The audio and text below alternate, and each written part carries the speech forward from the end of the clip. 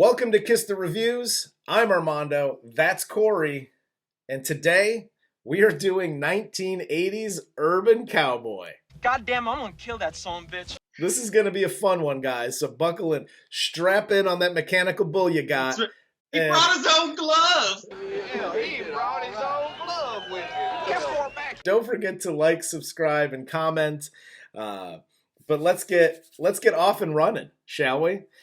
1980s Urban Cowboy stars John Travolta as Bud, Debra Winger as Sissy, Scott Glenn as Wes, Madeline Smith as Pam, and Barry Corbin as Uncle Bob, or the general from War Games.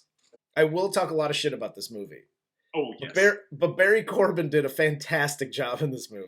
He and Scott Glenn were the only two that were, I think, actually just like, oh, cool, we're gonna act. So everybody else, I think, was just doing an impression of somebody from Texas. Yeah, it's basically when you hear us do the mocking voice, that's how John Travolta and Debra Winger talked the entire time. You can't move nothing. Your fingers get all swelled up and everything.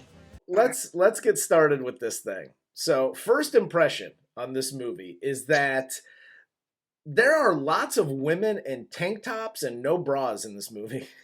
Yes, what I gathered from this is, one, being a woman in 1980s Texas sucked, but also there was quite a depression going on because they couldn't even afford bras.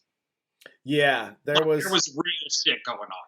So, Bud Davis, played by John Travolta, moves to Houston for a job in the city's oil refinery industry. He wants to save enough money to move back to his hometown of Spur, Texas, and buy some land. He gets this interview with his uncle's company. I gotta stop right away. Fucking already? You want to join this oil company because you want to get money so you can move back to Spur and buy land. To do what? That's the dream of an infant. What are you gonna do with the land? You have to do stuff to land in order to actually, live on it. He's gonna build a log cabin, and he's going to a cowboy. He's going to cowboy on said land. So he interviews with this company, and apparently they're like the New York Yankees. You can't have a beard. You're gonna have to lose that beard. So he has to shave, and he gets into the bathroom, and he has like the big bag, and he takes out shaving cream, but then he cuts his beard with scissors. It wasn't that thick either. No, it wasn't. It was like this. Exactly. This isn't long. You can literally just shave it away, and it's fine. So, and if we jump back to the interview real fast too, I've just found this so annoying, and because this was a theme throughout this whole thing. And I don't know if it's a Texas thing or what, but his boss goes, I'm going to tell you one thing. You're getting this job because of your Uncle Bob. And I'll tell you one thing more. No, fuckface. That's not how I'm going to tell you one thing works. How do you... the amount of people in this movie that say words but don't understand why they're being put together is astounding to me. Bud moves in with his aunt and uncle, his Uncle Bob, played by Barry Corbin, and like the first night that he's there, they take Bud to this honky tonk. First of all, this is the biggest bar in America. It has to be. But they take him there, and Bud quickly starts dropping his seed everywhere. Now, this is where Bud should have realized immediately he's way out of his league. Because they're walking in, and there's a fight, like Double Deuce style.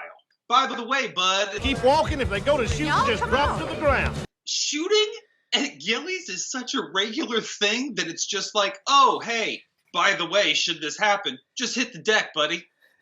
It's not a bear. Don't act like you're dead. Run away. I'm not in Tombstone. What are you talking about? This isn't 1886. I'm not having a gunfight behind the OK Corral. Are you out of your fucking minds?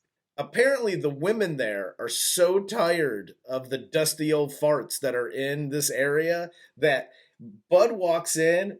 He's got bitches all over the place, and he just starts smashing pee from dough. Wakes up with those two women in the bed, and never in my life have I had a first night in a town like Bud has. Okay, if you ever wanted to cut a Houston tourism ad, just show Bud his whole day at Gilley's. That's all you gotta show. Show Bud smashing. Yeah. Do you want to be like Bud? Come on down to Houston. He wakes up next to two chicks and is like, "Oh fuck, my life is so hard." He just looks so like, "Ugh, I can't do this." You know why? Fucking 422-year-old shit. It was a stretch for John Travolta to wake up with two women in his bed. Uh-oh, get out the Alka-Seltzer. I gotta be honest with you, just because you brought it up. There was a couple scenes where he's kissing Debra Winger and he's kissing his side piece there through the middle of the movie, where I'm like, he does not look like he's enjoying that.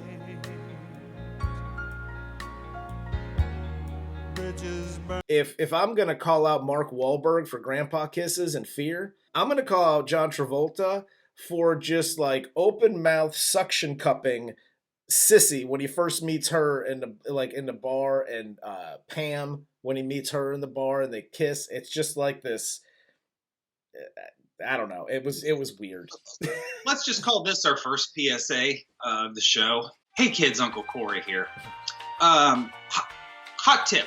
Whenever you're going to kiss somebody, whether it be your first time, second, doesn't matter, however many times, do not open your mouth and then take your tongue and fucking ram it down their throat. That's a bad start. Yeah, it's not a good look. Go easy, bro. At the club at Gilley's, Bud meets Sissy. They date for like 3 days. He's super abusive from the word jump.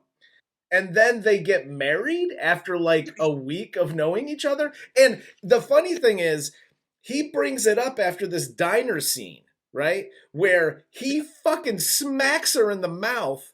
She runs away, and then there's this whole back and forth where he's trying to drag her into the get in the truck, and then they're rolling around in the little puddle or fucking whatever. And then he gets her in the truck, and he's like, "We should get married." You won't get married. What? First off, Sissy's self-worth is the most tragic part of this entire movie. Yes. Because she has none. She might even be negative self-worth. Yes, agreed. She wants to punch the bag, and she hurts her hands. And John Travolta is like, "I'm going to take care of you. However, you need to understand there's certain things women can't do. Like, play the punch game back? Like, all you got to do is show her how to hit something." Let's just say this. Sissy should never play the punch bag game, because was she punching a cinder block? Her hand is so cut up and messed up. I'm pretty sure that was just like punching bag material, like leather. Her desperate disposition could not handle such a horrible punching game. But Bud, they get this new mechanical bull at Gilley's. And Bud just randomly is like, "Yeah, I know how to do." First of all, you're not just jumping on a goddamn mechanical bull. Take it from somebody with experience who was like, "Mechanical bulls look fun, and I think I could do that. Doesn't look that hard." It almost sent me to the hospital. Okay, they're difficult to ride. Okay, and he takes to riding this mechanical bull like he's been doing the shit for years. And what's sad here is he actually starts to believe that this makes him some sort of a real cowboy. Yes. Like, he thinks, we talk about Debra Winger's self-worth in this. His self-worth is completely wrapped around riding the mechanical bull and having a penis. Two-stepping, which is really just a fucking waltz. John They're not even two-stepping. John Travolta, this is what I love about a couple of actors. John Travolta and Tom Cruise. In every movie Tom Cruise is in, he's running. In every movie John Travolta in, he's dancing. Like, there has to be some sort of dancing in there. They're like, you know how to two-step? He's like, I'll fucking figure it out. But the whole thing with him riding the bull and being good at it is ruined in like 4 seconds when Wes walks in with his mesh t-shirt. He basically like threatens John Travolta's manhood, I guess, because he looks at Sissy and then he rides the bull better because like he actually rides real bulls.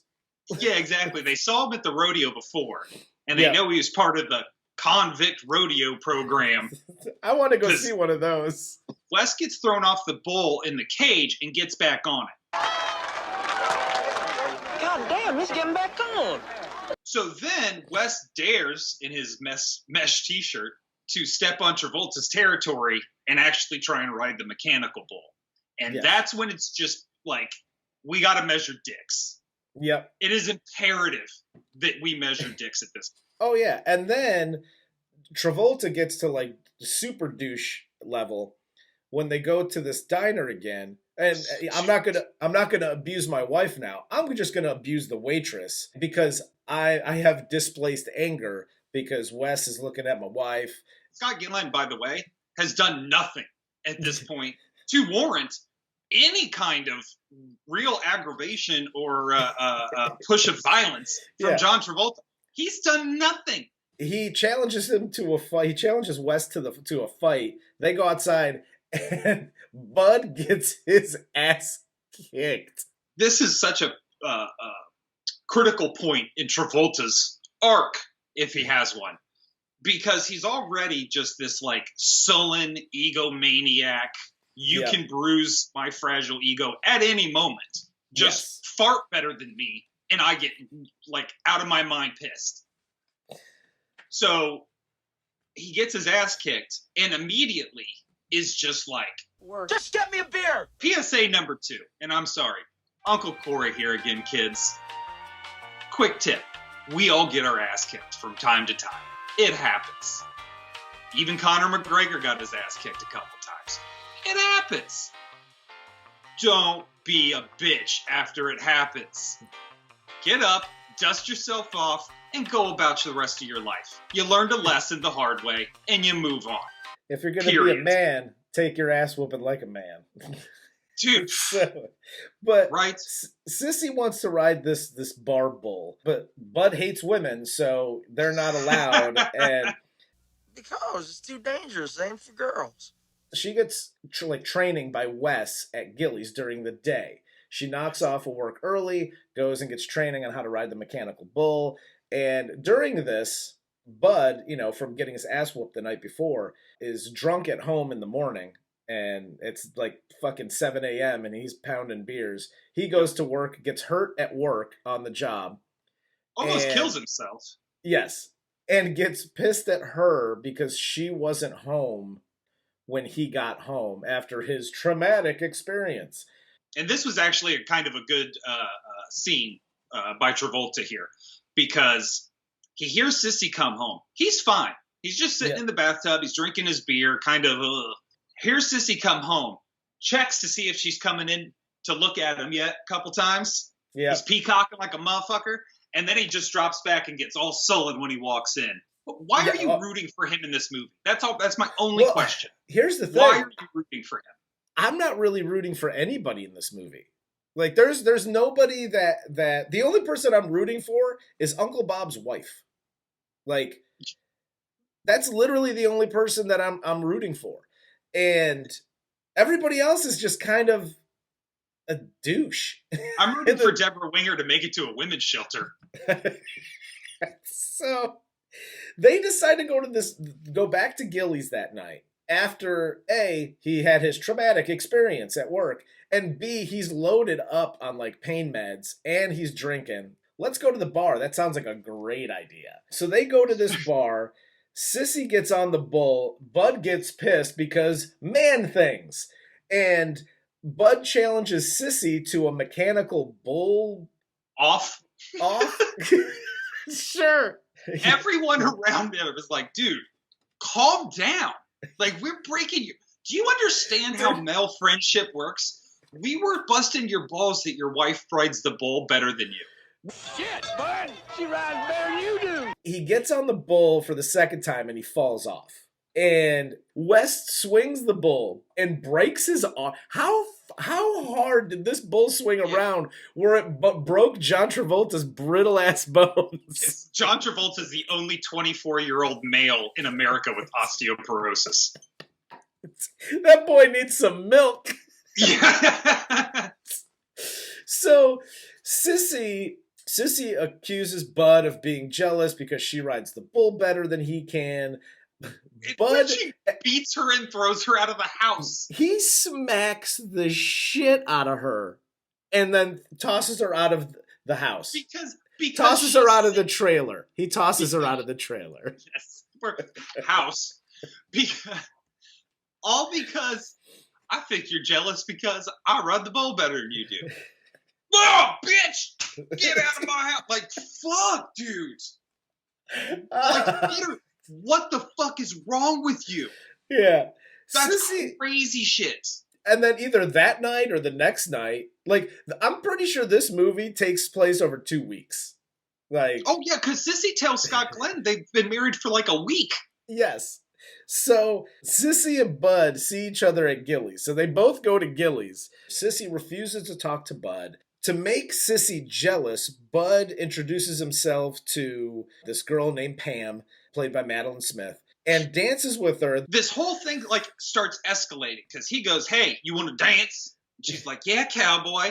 And then Debra Winger goes to Scott Glenn and goes, "Hey, let's dance." And then it's just like, we're dancing normal. Well, I'm gonna hold my guy tight. Well, she's grabbing my ass now. Well, now I'm grabbing her. Fuck, dude. Here's another PSA, and this is one I could have used at 20. Kids, when you're this fucking immature that you don't know how to communicate with your spouse, don't make them your fucking spouse. They have no business being married. They have no business being in a relationship. They have no business growing a fucking houseplant. I was going to say, they have no business owning a pet or a plant. Because they're not mature enough to handle that responsibility, let alone being married. So Bud is dancing with Pam, and he delivers the line. So when are you going to take me home and rape me? And this is a very short PSA. If somebody says to you, woman or man, says to you while you're dancing, when are you going to take me home and rape me? The answer is fucking never, psycho. I gotta go. Yeah, that motherfucker's crazy. That's just it. She says, well, we can go to my place right now, and they fucking bounce.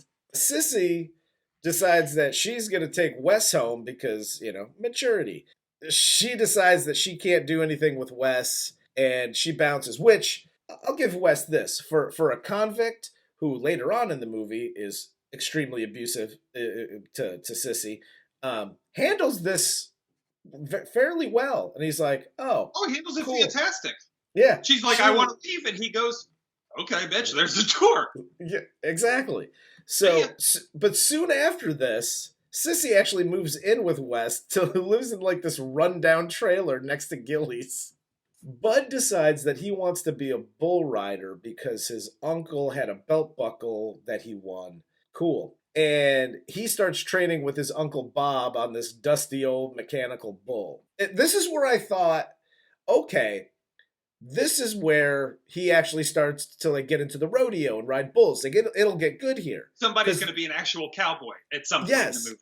Exactly. And because Uncle Bob is teaching him, and he's like, oh, well, this is the best way to learn on this bull, on this mechanical bull. With a real one, you can always watch his head there and see which way he's apt to move, but with one of these, the treachery of the bull just depends on the treachery of the man operating the controls. So I was like, oh, okay, we're leading to, like, Travolta getting into the rodeo. Right. FYI, we're halfway through the movie. It never happens. So he teaches him to ride this mechanical bull. Never actually rides a real bull in this movie. Sissy returns to their mobile home to pick up her things, but she decides she's going to clean the house because I don't know why. Because you live like pigs. My God, Bud. Y'all live like pigs. And leaves Bud a note saying that she hopes that they can get back together. Pam arrives because Pam is like, her dad is like this rich oil guy, and she's just out slumming, I guess, and that's why she's with Bud. I want daddy's attention. Yeah, so she gets there, she finds the note that Sissy left him, throws it away. Meanwhile, Sissy catches Wes with Marlene, or Marceline. That's what her name is. Yep. Catches it with Marceline. Marceline works at Gilley's, so he's cheating on her. Wes is abusive to her, both verbally and physically, because she got mad that he banged somebody else. Look at that. That scene to "I'm gonna kill that sumbitch" was not in the fucking movie. Yeah. And test audiences saw this, and on their little questionnaire they fill out at the end, they went, John Travolta sucks. Is he... What the fuck? Again, my question. Why am I rooting for John Travolta? Exactly. So they're like, well, I guess we got to do something that makes him somewhat redeemable. So yeah. I guess it's a good thing that he only open hand smacked Sissy across the mouth instead of like punching the shit out of her and grabbing her hair and shit. Yeah. Well, and this is where you get the... So he's a sweetheart. Yeah. Romance. He's less abusive. So this is where you get the... I guess it's the one line that I remember from this movie, but it's when she throws the cigarettes at Wes and they land on the ground. And he's like, "Pick it up." Pick it up. It's just it's a very uncomfortable scene, to say the least. This whole movie's uncomfortable. It's so out of character for Scott Glenn. He's so cool about everything. Like up until even this when point, Travolta's fucking with him the whole time. Yeah, he backs away from the fight after he breaks his arm. Travolta's like, "You see this fucking ring? She's my wife. You Peckerwood or whatever the shit." He just turns around, and sits down. It's not until he gets hit in the back of the head with a hamburger he starts beating shit out of people. Exactly. So this was so out of character for him. I hated that they did this. No, that's like, he looks like a dick, but up until this point, he hasn't really been a dick. He's just been like aloof. Is that would that be a better? Yeah, obtuse maybe. What did you call me? Obtuse. Is it deliberate? But a few days later, Uncle Bob is killed in an explosion at the refinery while they're working at night. There's a shitload of accidents in like the 3 weeks that this movie takes place. There's a lot of like OSHA type incidents we need to have investigated. There's some problems. They don't have the board that says like, it's been this many days since our last accident. There's just post-it. At zero. It's just post-it notes. So they can just remove it every day.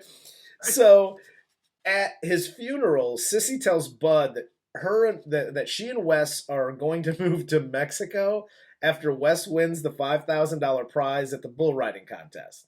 Bud actually goes and wins this bull riding contest. If you watch, I don't know, like The Karate Kid, or you watch some of these movies where there's like a finale like contest or whatever at the end, it's like grandiose. It's like this whole thing.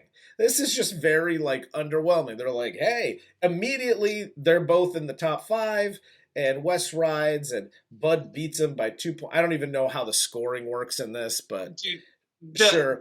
The bull riding off between Debra Winger and John Travolta was more tense. Yeah. This was the most lackluster event ever. Yes. It was just, okay, I guess that happened. The only thing that made it even close to exciting was Charlie Daniels rocking in the background. Oh, hell yeah. I saw Charlie Daniels. As soon as I heard the fiddle, I was like, is that Charlie Daniels? Hell yeah. I actually got excited for 2 seconds. The way he works that fiddle, could you imagine being fingered by Charlie Daniels?